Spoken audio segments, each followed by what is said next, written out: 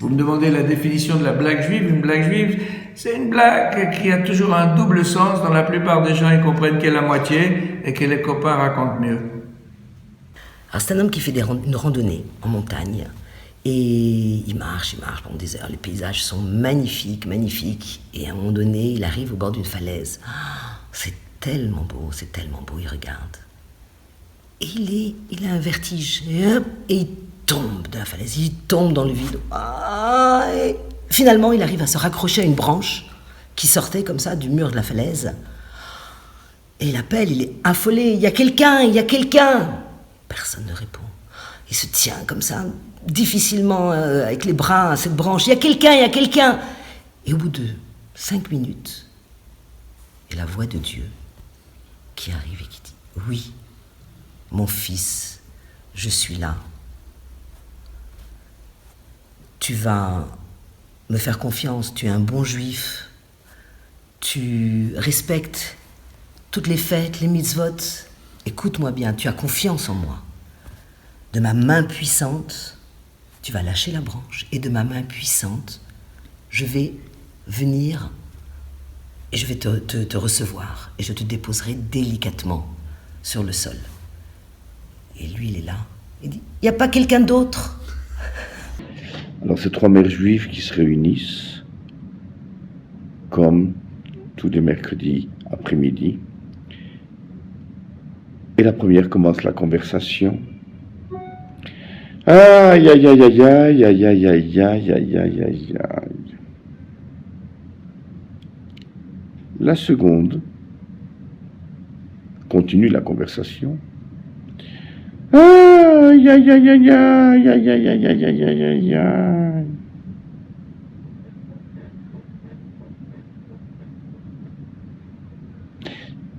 C'est du tout la troisième qui prend la parole.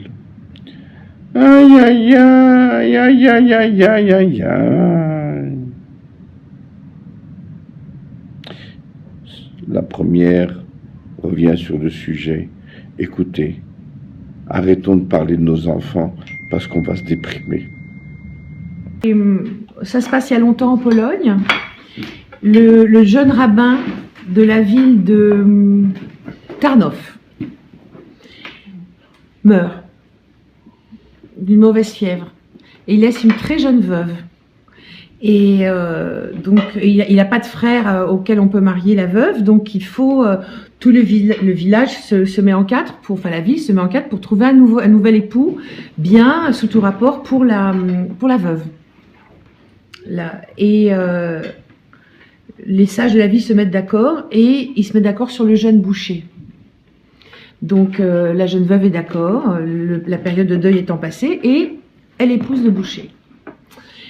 Et les fêtes se passent chez sa famille à elle, chez sa famille à lui, tout le village fait la fête. Arrive le soir de Shabbat, ils sont enfin en tête-à-tête tous les deux. Ils mangent, ils font les prières. Et voilà, arrive l'heure de se coucher.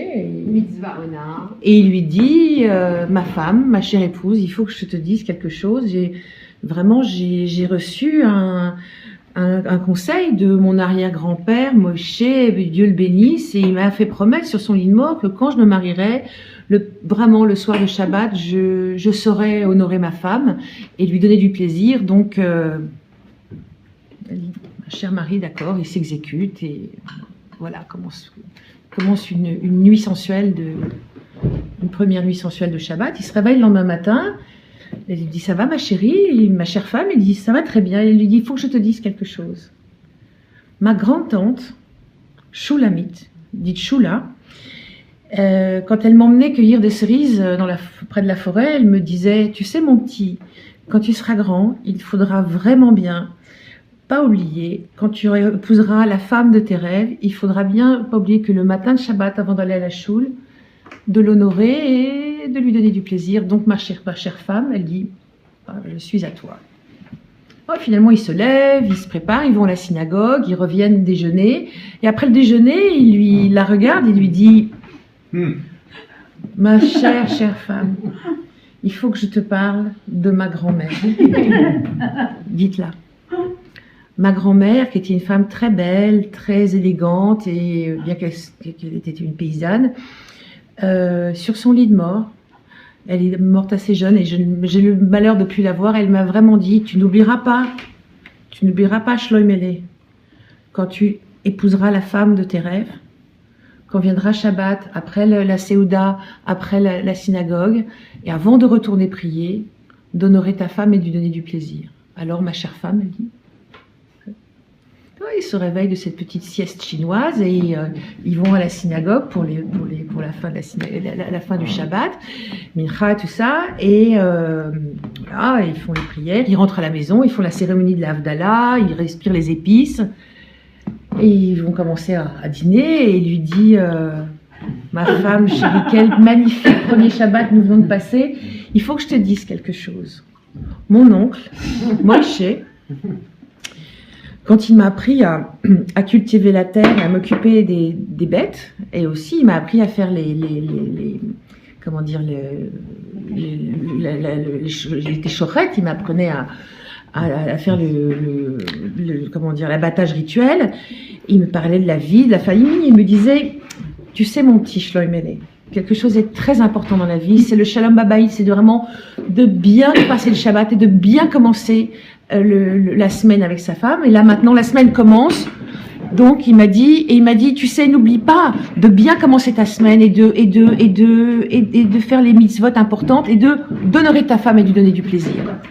Donc voilà, et il s'exécute, et voilà comment commence leur samedi soir. Le lendemain, il va à la boucherie, il a tout un tas de bêtes à abattre, et elle va au bain rituel, elle va au mikvé. Et là, au mikvé, elle retrouve toutes ses copines qui font alors, comment ça s'est passé, ta danse, tout ça, ton premier Shabbat, comment c'était? Elle dit, attendez les filles, je vais vous dire quelque chose. Le boucher, mon mari, le boucher, on est d'accord, c'est pas un intellectuel, mais alors, il a une famille formidable. C'est un couple de vieux juifs. Moïse rentre dans une pharmacie. Le pharmacien a dit bonjour, monsieur, madame, qu'est-ce que vous désirez? Il dit voilà, on voudrait savoir, vous en avez des anti-épileptiques? Il dit oui, madame, certainement. Bon, mais vous voulez lequel? Non, attendez, vous avez aussi les trucs pour la circulation, les sons, tout ça, qui circule bien les sons. Je dis, oui, mais qu'est-ce que vous souhaitez? Non, attendez, est-ce que vous en avez aussi des choses, vous savez, pour les maux de tête et toutes ces choses, les migraines, tout ça? Je dis, oui, madame, on a tout ça, mais qu'est-ce que vous voulez? Attendez, est-ce que vous en avez aussi les choses pour les os brutales, des tensions, tout ça?